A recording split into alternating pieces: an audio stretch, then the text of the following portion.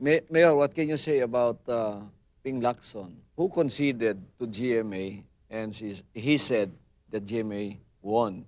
Then when he was interviewed, because there are many, obviously, who said GMA cheated from us, Then he said, huwag ka nang tumakbo kung di ka marunong magnakaw ng boto. I heard that. Mm. I heard After the election. uh, that's something which until now I'm trying to fathom. Why he made that statement and the sudden, maybe at that time siguro wala sang narinig na ganon. I said, but it's equivocal. It is subject to so many interpretations, depending on where you are at this time.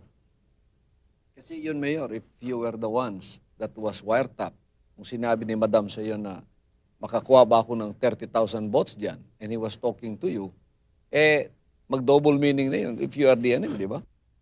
I talked to practically to all the candidates. Fernando po. I saw him twice dito sa Davao. Talked to him.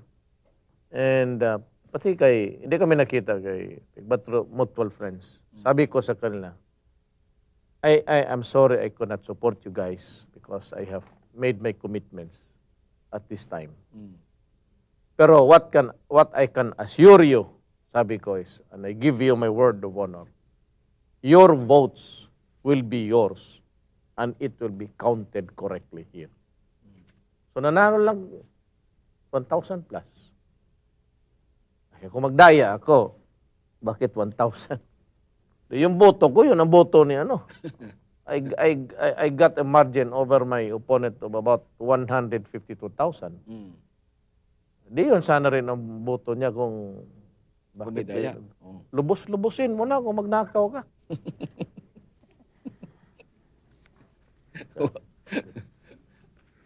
Bakit 1,000 lang? Pastor, our viewers have joined our discussion tonight, and there's a text message here. Question. Mayor, Nori, before you read that, I have one question for Mayor, because we've been talking about the national issues. No?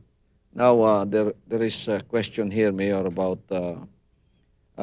your decree to stop illegal gambling in Davao City up to the present. How has the campaign come up so far, especially last two? Well, we have stopped the organized gambling in the sense that itong malalaki na may financiers.